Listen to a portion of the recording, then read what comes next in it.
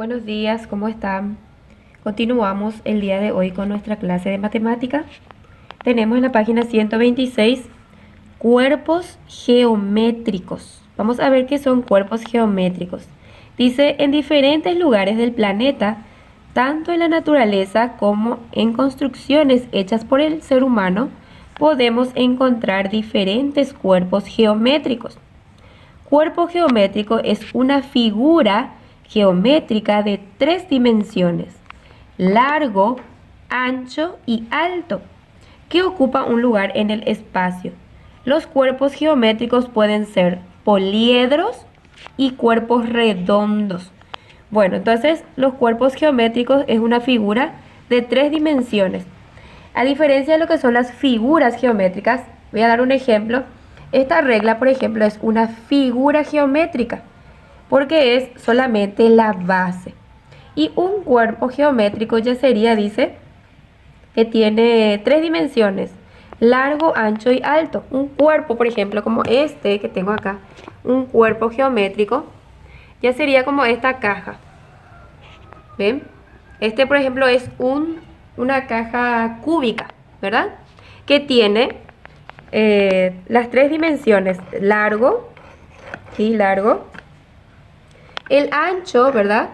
El ancho y su alto, dicen, altura también. Entonces un cuerpo geométrico ya sería una caja cúbica.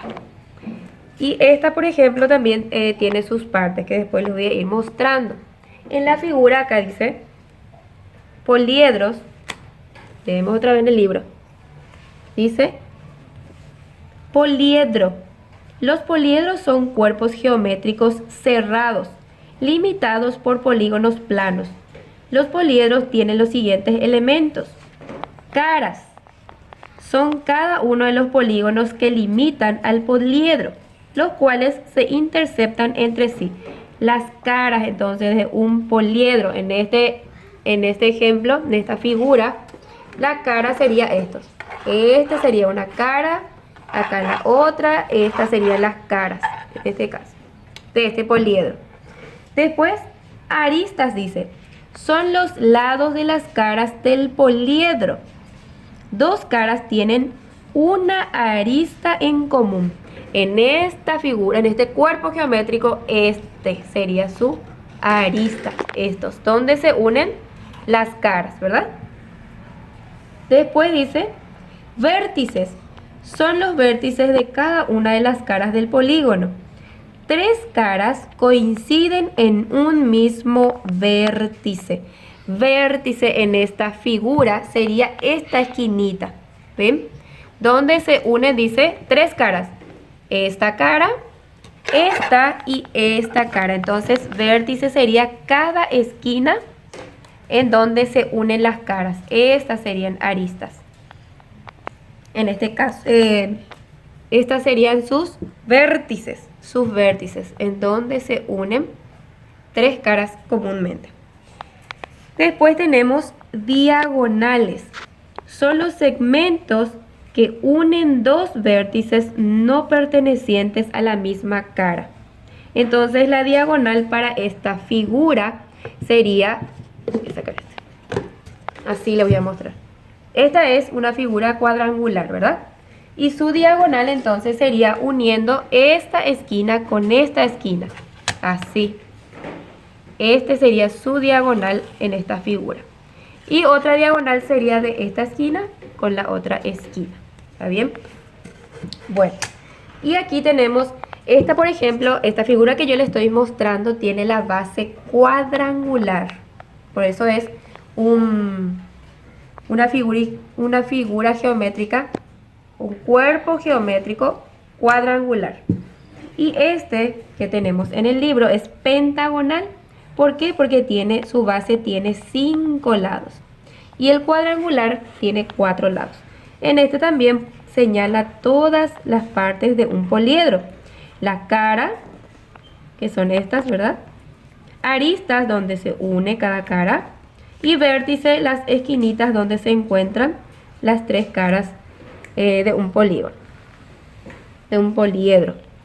Después acá dice, los poliedros que tienen alguna cara sobre la que no se puede apoyar se llaman cóncavos. Y los poliedros que se pueden apoyar sobre cualquiera de sus caras se llaman convexos. Entonces los poliedros cóncavos serían estas figuras que son medio irregulares, ¿verdad? Sus bases son irregulares, que no tienen todos los lados iguales. Y los poliedros convexos, los que tienen todas las caras correspondientes o caras, bases y caras iguales, y se puede apoyar por cualquiera de ellas, dice. Clasificación de los poliedros. Los poliedros se clasifican básicamente en regulares e irregulares. Los regulares es aquel cuyas caras son polígonos regulares iguales. Y todos sus diedros y ángulos poliedros también son iguales. Esos son entonces poliedros regulares. Para que estas condiciones se cumplan, el poliedro tiene que ser convexo, o sea, iguales. Puesto que en los cóncavos, que son irregulares, que no son iguales, los ángulos diedros no son todos iguales. Esa es la diferencia entre poliedro regular e irregular. Y los poliedros regulares son 5. Se denominan tetraedro regular, poliedro regular definido por 4 triángulos equiláteros. 1, 2 y 3 por la base, ¿sí? Por 3, entonces, triángulos equiláteros iguales, dice. 6 vértices. 6 vértices. Vértices era en donde se unían las esquinitas, ¿verdad? Acá 1, 2, 3, 4 y van buscando los demás que están en la base de abajo, ¿sí? Son 6 vértices y 6 aristas. Las aristas son en esta parte donde se une cada cara. Tiene 6 entonces. Tetraedro poliedro regular definido por 4 triángulos. Aquí en esta figura desplegada vemos que tiene 4 triángulos, ¿sí? Después tenemos hexaedro regular, un cubo. Poliedro regular definido por 6 cuadrados iguales. Acá tenemos 6 cuadrados iguales. Esta es la figura desplegada del cubo. 8 vértices. 8 vértices son las esquinitas donde se unen las caras, ¿sí? Tiene 8 y 12 aristas. Aristas son estas donde se va uniendo cada cara. Octaedro regular, poliedro regular definido por 8 triángulos equiláteros iguales. Aquí tenemos 8 triángulos equiláteros iguales. Después 6 vértices. Vértices, las esquinitas donde se unen las caras, y aristas, estas, las que están donde se une cada cara. Después tenemos el otro que es el dodecaedro regular, poliedro regular definida por 12 pentágonos regulares iguales. Aquí tenemos los 12 pentágonos regulares que conforman un dodecaedro. 20 vértices y 30 aristas tiene este dodecaedro regular. Es parecida a la, o sea, es, por ejemplo, la pelota oficial. Tiene que ser de esta forma. Después dice icosaedro regular, poliedro regular definida por 20 triángulos. Aquí tenemos los 20 triángulos que conforman un icosaedro. 12 vértices y 30 aristas, ¿sí? Siempre recuerden cuáles son las aristas y cuáles son los vértices para ir contando. En todos los poliedros convexos se verifica siempre que el número de caras más el número de vértices es igual al número de aristas, más 2. Esta fórmula es la que tenemos que saber, que es la fórmula de Euler. Dice cara más vértice es igual al número de aristas más 2. Ejemplo, en un poliedro convexo el número de aristas es 16 y el número de caras es 9. determino el número de vértices.